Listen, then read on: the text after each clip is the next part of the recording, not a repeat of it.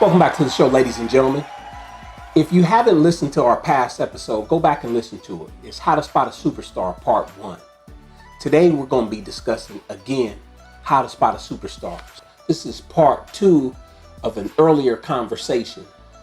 I've trained some outstanding individuals, but 3 of the most notable individuals that come to mind is Julius Shellmeyer, Brian Kelly, and Logan Wilson.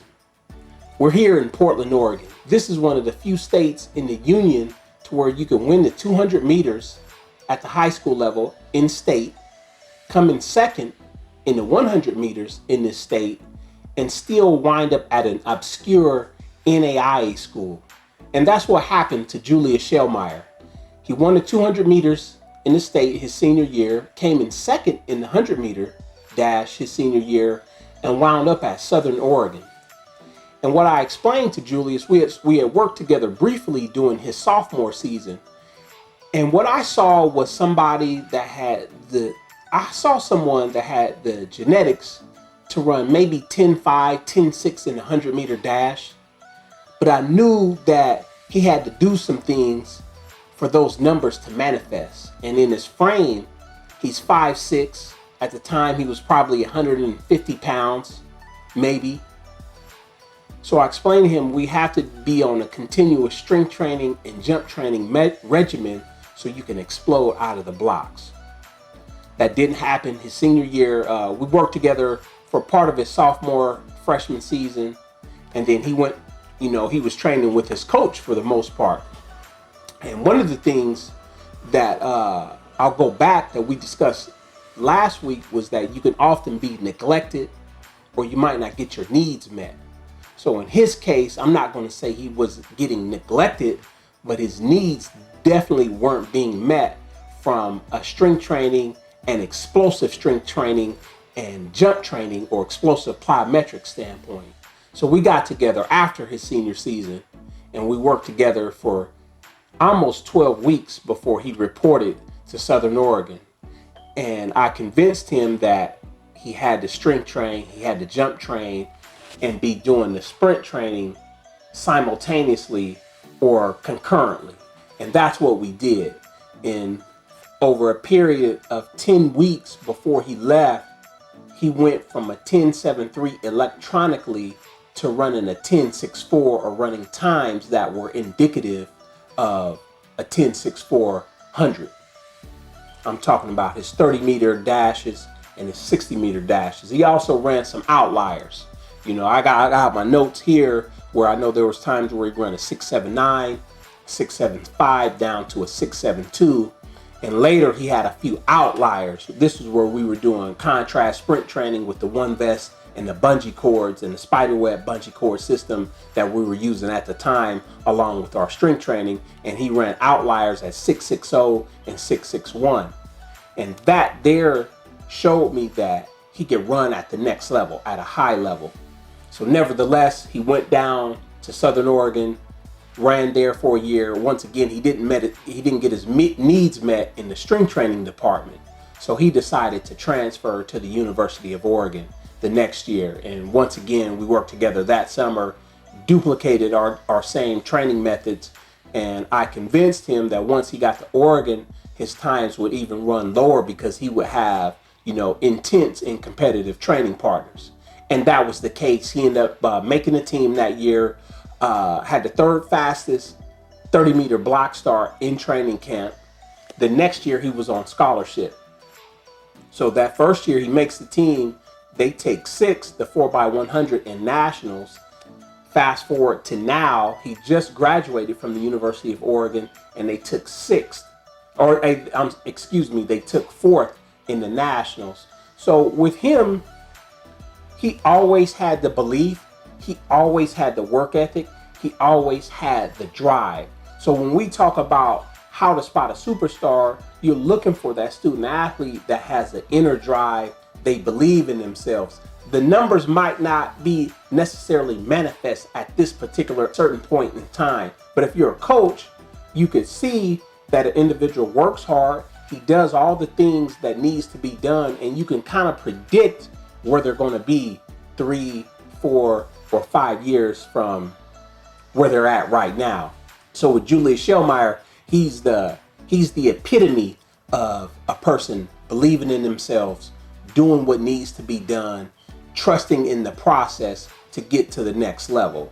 So I want to give a shout out to Julius Shellmeyer, who is the epitome of self-belief, who is the epitome of hard work, who is the epitome of discipline. And that's what you're looking for when you're evaluating athletes. It's way beyond physically what you might see right now.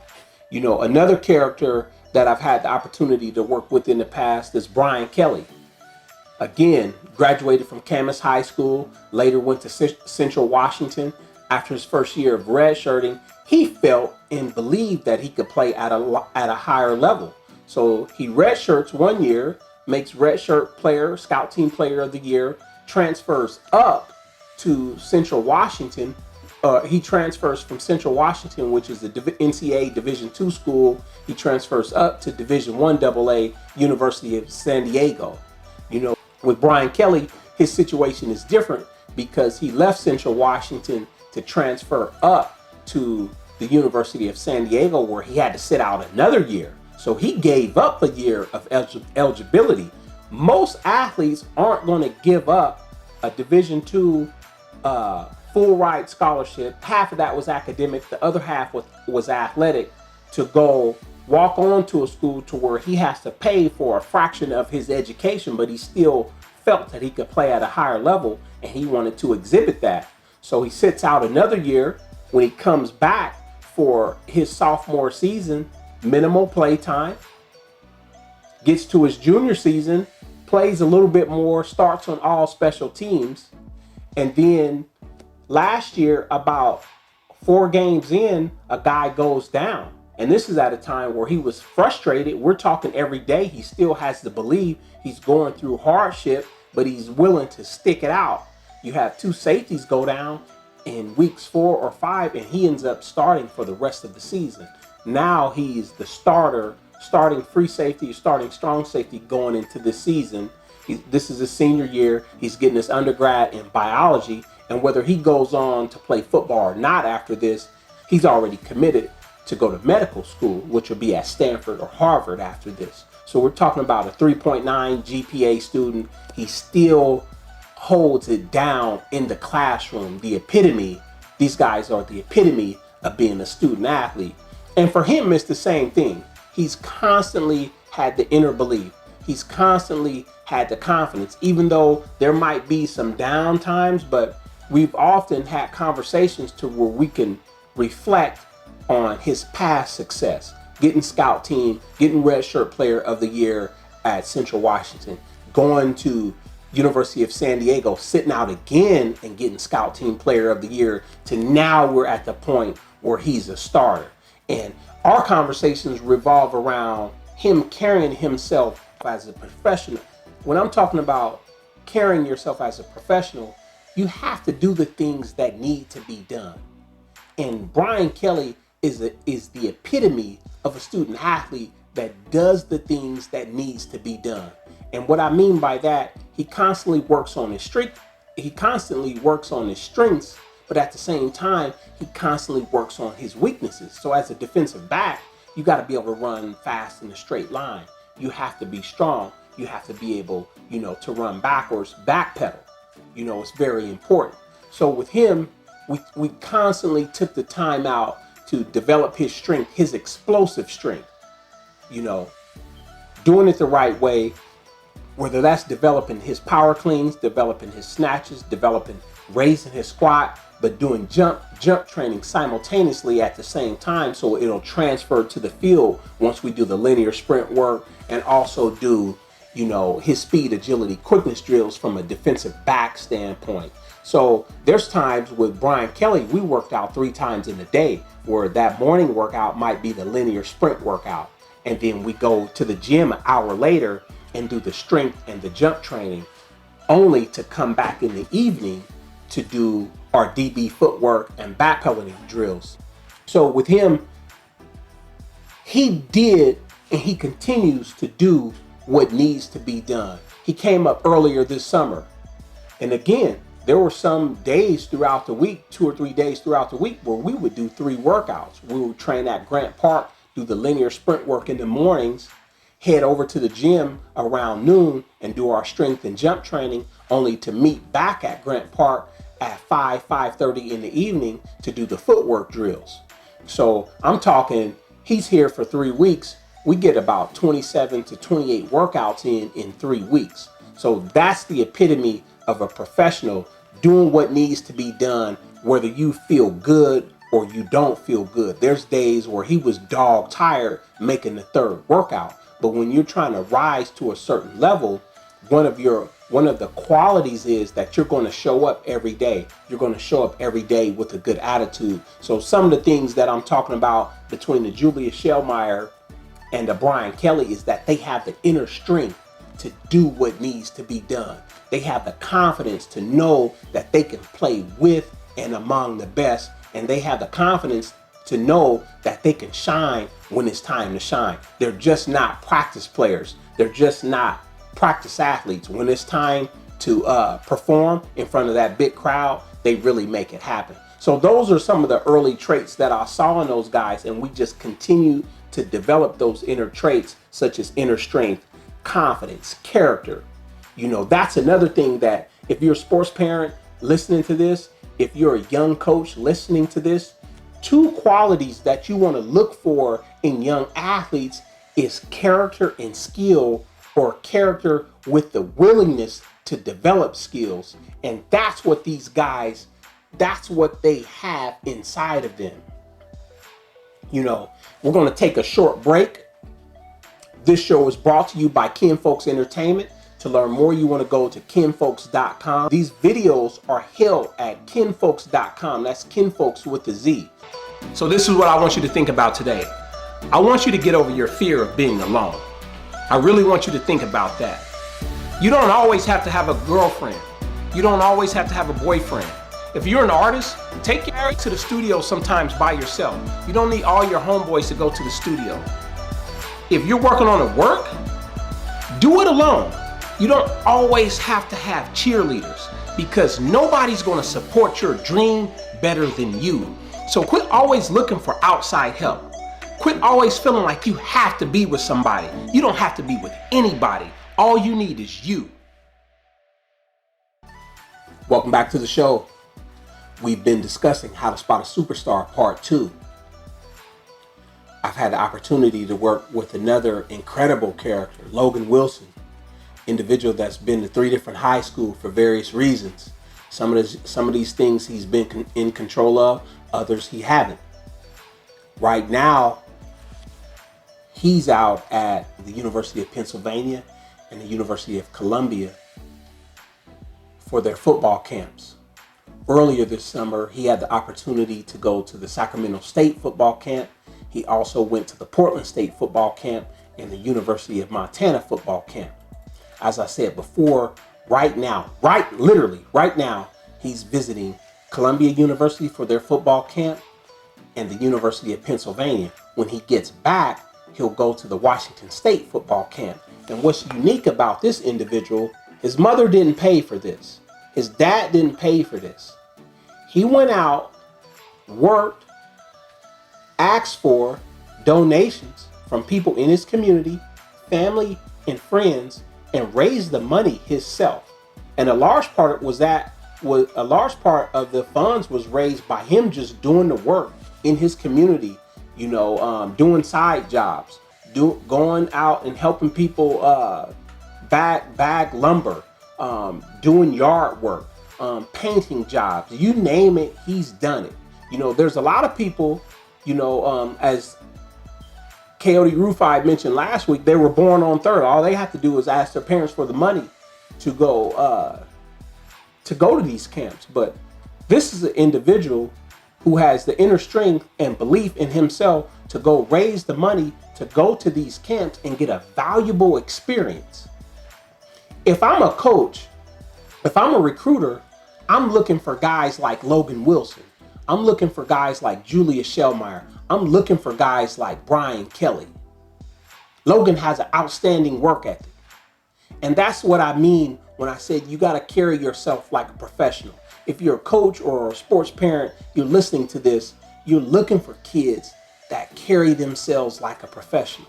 And what I mean by that is they do the work that needs to be done. You're at the morning workout. You're at the afternoon strength training session. And later you're back for the agility and quickness and footwork drills that apply to your position or your sport. Or you're watching film. It might be 90 minutes of film in the afternoons. So these are some wonderful things. And what this does, it brings us to, like I said before, you find kids that have the inner strength. You find kids that have the self-belief. You find kids that have confidence. They naturally have the edge. And what I mean by the edge is they take effective action. I said before, they have discipline. They have a growth mindset. They're able to expand their minds based on where they're at now and look into the future. And this is in the form of reflective thinking. And what I mean by expand is they can reflect. They also add the visualizations and the affirmations to their reflections based on where they were in the past and where they are right now to help them get to where they want to be in the future.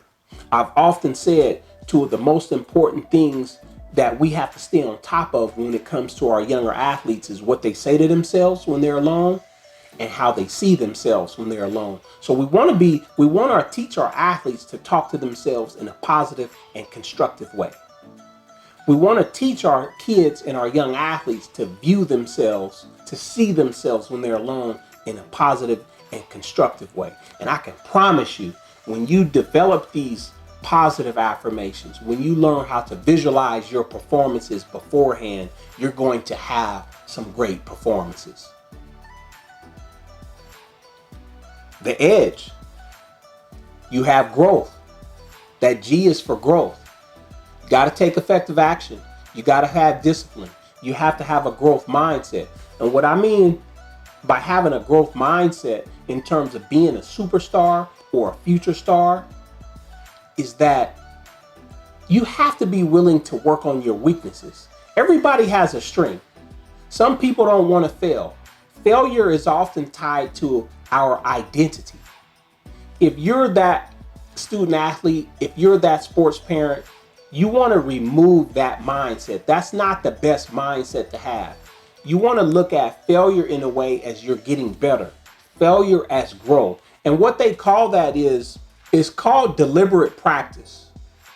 When you purposely work on the things that you're not good at, you purposely work on those attributes that you're weak at. That is deliberate practice. So then you eventually get better over time. It's the same as a musician such as a piano player. There might be certain tunes or a certain musical that they lack in, but then they put in the practice to hit that right key at the right time to develop an outstanding performance.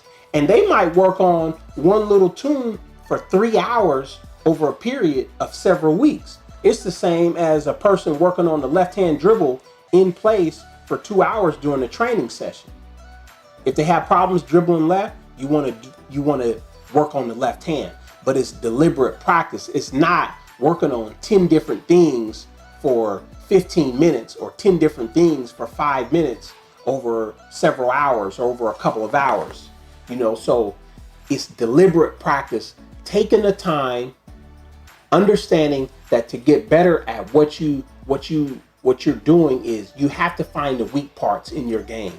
You have to find the weak parts in your studies and work on those things diligently, over time. And that's what they call deliberate practice. And sometimes in the sporting community, we don't want to address our weaknesses. We would just want to go from drill to drill or work on the things or the attributes that we're already comfortable with. And that might serve you well for right now, but in the future, at some point, it's going to catch up to you. How to spot a superstar. This is what we've been discussing. So some of these common qualities that we're discussing today is inner strength. They have a natural self-belief.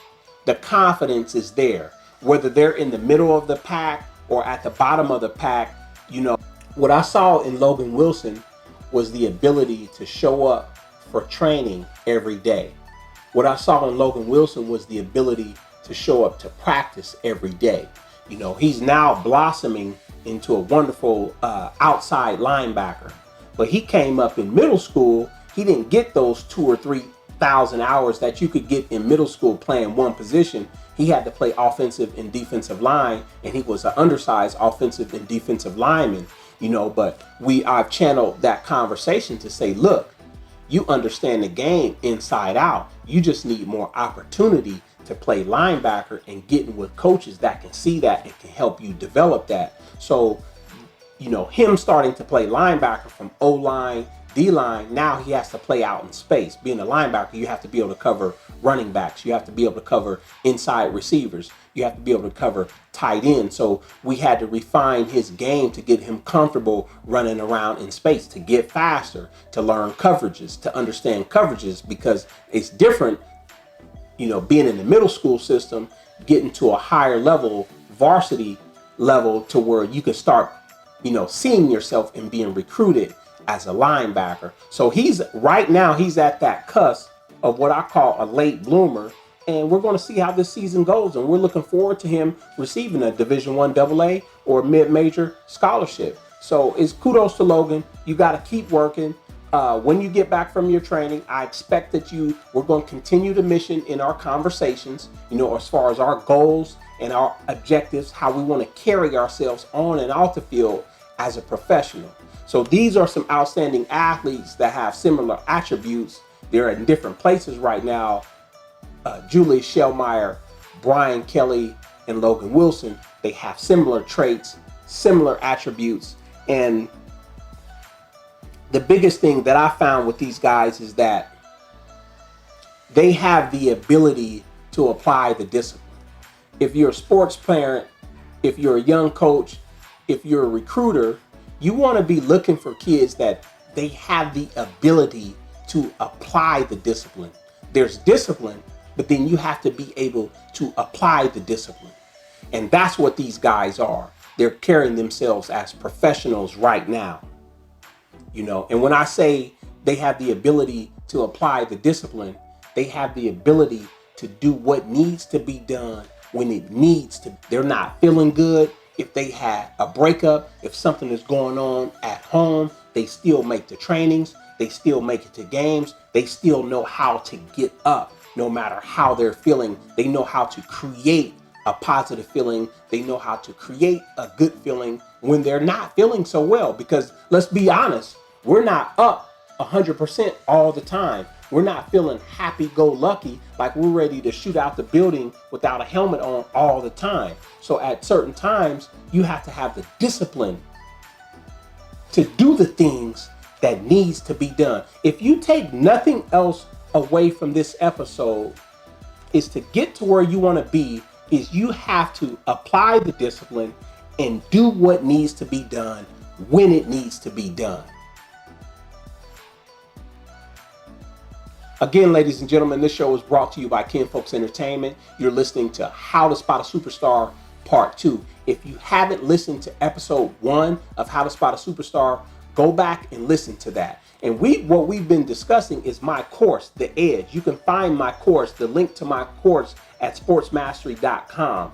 The Edge, it discusses, and it's about the student athlete and sports parent, or the student athlete and the coach, working through the videos, working through the assignments, doing this together to bridge the gap in communication between the student athlete and sports parent, and the student athlete and the coach. And once again, the EDGE is an acronym for learning how to take effective action, developing discipline, having a growth mindset, and expanding your mind in the form of reflective thinking.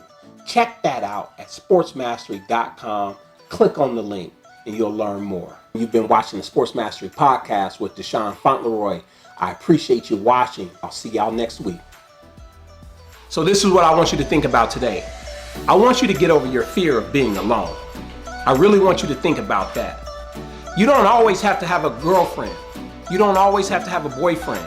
If you're an artist, take your art to the studio sometimes by yourself. You don't need all your homeboys to go to the studio. If you're working on a work, do it alone. You don't always have to have cheerleaders because nobody's going to support your dream better than you. So quit always looking for outside help. Quit always feeling like you have to be with somebody. You don't have to be with anybody. All you need is you.